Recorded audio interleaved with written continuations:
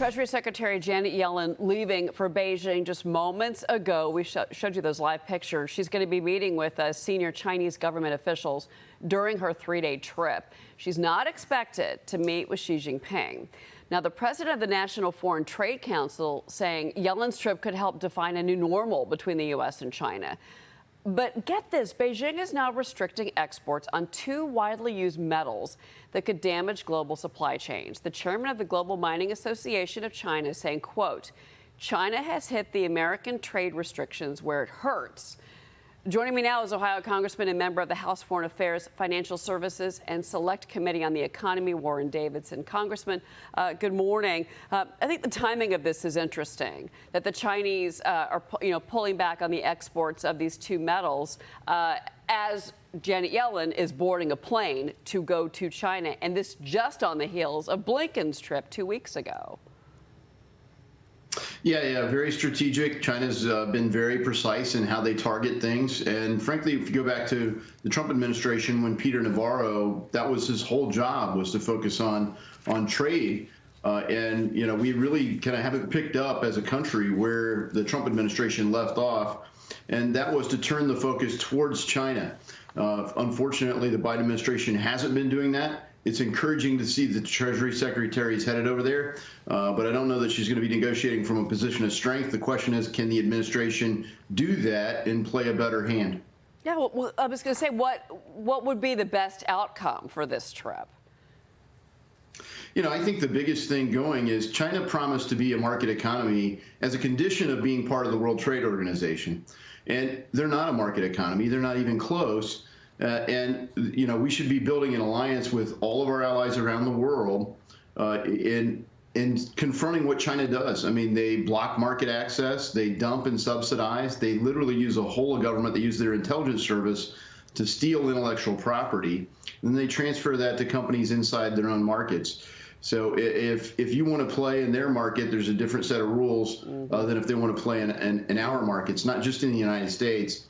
And I think the biggest challenge is, how do we confront China? They say they're a developing economy still. They're the second largest economy in the world, and they're growing. They've become a real juggernaut. And we have to hold them accountable, frankly, just for doing what they already said they would do.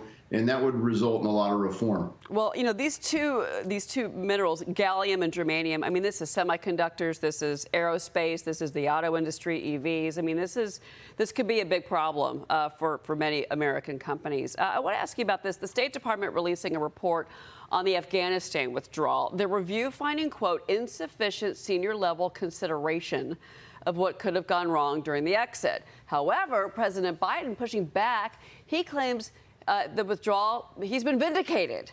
Watch this. Evidence is coming back there. Remember what I said about Afghanistan? I said Al-Qaeda would not be there. I said it wouldn't be there. I said we'd get help from the Taliban. What's happening now? What's going on? Read your press. I was right. Congressman, he still refuses to take responsibility for the debacle that was the withdrawal of Afghanistan.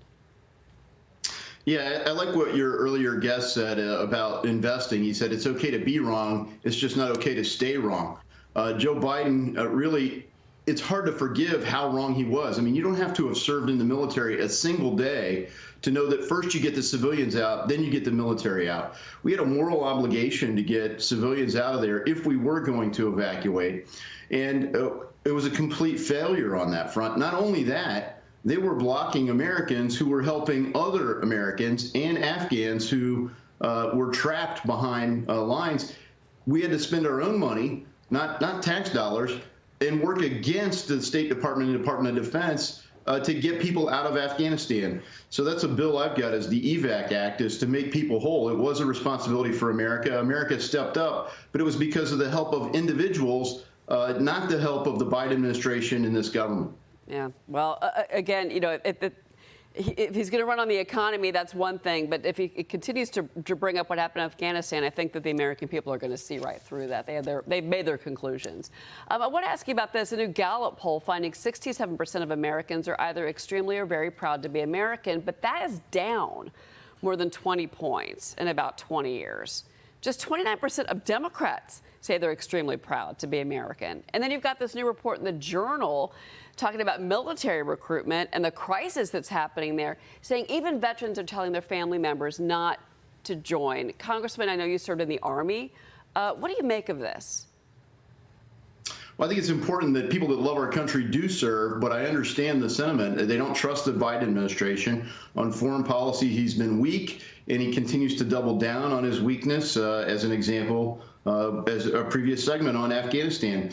But if you look at the cultural changes in the military, that's not part of what, the military that most families want to be part of, and it's pushing a very radical political agenda that frankly does not represent the values of the heartland in the South, where a lot of our recruits have come from. And I don't think it's going to represent the kind of values that are going to defend our country. They don't even respect it. I mean, I still remember Michelle Obama saying all this for a damn flag, which is abhorrent. And that's the sentiment that I think a lot of people leading our country have in the Biden administration.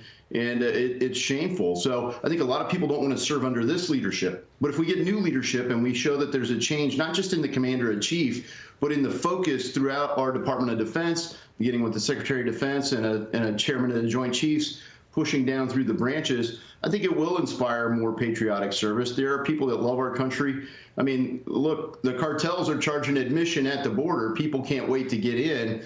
Our country's pretty special, and we shouldn't forget that. Well said. Congressman Warren Davidson, thank you for being here. Thank you for your service as well.